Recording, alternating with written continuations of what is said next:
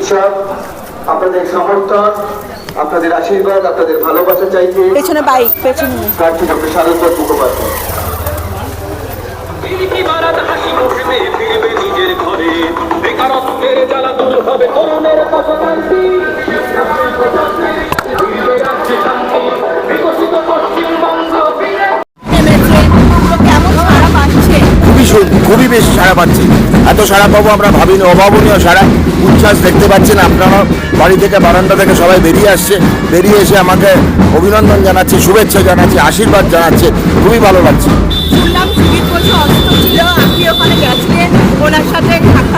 শুনলাম, জানি না কি, আমি এই সংবাদ মাধ্যমে শুনেছিলাম উনি বেসরকারি হাসপাতালে অসুস্থ এবং চিকিৎসাধীন। ডাক্তার এবং চিকিৎসক হিসেবে সৌজন্যমূলক সাক্ষাৎ করতে গেছিলাম, সাক্ষাৎ করতে দেওয়া হয়নি। তারপরে সাংবাদিকরাই আমার দেখালো উনি সকালবেলা 10টায় একটা সামাজিক মাধ্যমে পোস্ট করে দিয়েছেন উনি বাড়ি ফিরে গেছেন।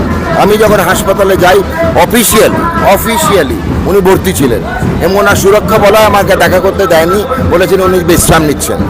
আচ্ছা, আপনার বিরোধী দলনেতাই সুজিত বোস আছে, তো সেক্ষেত্রে 2026-এ দাঁড়িয়ে ভোট বাক্সে কতটা আশাবাদী? 100%, একদম 100%। আর সরকারে আসলে সর্বপ্রথম এই যে ভর্তি হওয়া, এই যে ফ্লেক্স ছেড়ে দেওয়া, ব্যানার ছেড়ে দেওয়া, ফ্ল্যাগ ছেড়ে দেওয়া, এগুলো কি বলুন তো ইনসিকিউরিটি। ওনারা এখন সিকিউর নন, উনি এখন ভাবছেন যে কি হচ্ছে, কোথাও গন্ডগোল হচ্ছে। তো এখন উনিও জানেন যে দেওয়ালে ওনার পিঠ থেকে গেছে। সরকারে আসার পরে সর্বপ্রথম বার্তা কি থাকবে বিধাননগর বাসিন্দাদের? প্রথম বার্তা হচ্ছে অ্যাডেড এরিয়া, যেটা লিখে লোকে ভাবে না। বিধাননগর ভাবতে এই সল্টলেকটুকু ভালো, সেখানে জলের অভাব, রাস্তা খুবই বাজে অবস্থা, পানীয় জল নেই, চিকিৎসার জন্য অ্যাম্বুলেন্স ঢোকার রাস্তা নেই, ব্যবস্থা নেই, জনস্বাস্থ্য পরিষেবা নেই, আগুন লাগলে দমকল ঢোকার রাস্তা নেই। সুতরাং প্রত্যেকে 50-100 মিটারে হাইড্রেন্ট তৈরি করা, মোটরেবল বা ব্যাটারি অপারেটেড স্ট্রেচারের ব্যবস্থা করা, জনস্বাস্থ্যের ব্যাপারে পুকুর পরিষ্কার করা, ডেঙ্গি ম্যালেরিয়ার আক্রমণ থেকে রক্ষা করা, অনেক কাজের লিস্ট। এই 15 বছরে কিছুই হয়নি, আমাদের তো 15 মাস লাগবে লিস্ট তৈরি করতে। প্রচার সভায় অংশগ্রহণ করেছেন, তো এই বিষয়ে কি বার্তা দেবেন?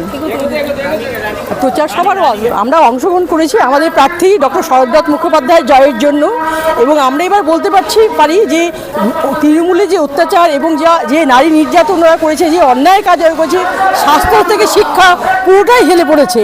এই স্বাস্থ্য শিক্ষা চলে যাওয়ার পরিবর্তে বিজেপি এবার আসবে এবং প্রত্যেক ঘরে ঘরে বিজেপি সুরক্ষা দেবে, সব ব্যাপারে বিজেপি সুরক্ষা দেবে, সেই প্রচারেই আমরা এবার রাস্তায় নেমেছি। আপনি এই যে প্রচার সভায় যে অংশগ্রহণ করেছেন, তো এই বিষয়ে কি বার্তা দেবেন জনগণকে? যেভাবে দুর্নীতি হচ্ছে, এই দুর্নীতি এবং নারী সুরক্ষা আমাদের এই রাজ্যে আজকের ছোট ছেলেমেয়েরা বাইরে চলে যাচ্ছে কেন? একটা মা হয়ে সেটা কি কোনো মা চাইবে?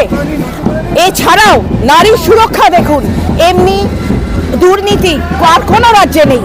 তাই জন্যে আমরা চাই এই প্রচার হোক, বিজেপি আসুক এবং এই অশুভ শক্তির বিনাশ ঘটে এবং আগামী দিনে বিজেপির যেন জয়লাভ হয়, যাতে করে মোদিজির হাত ধরে এই বাংলার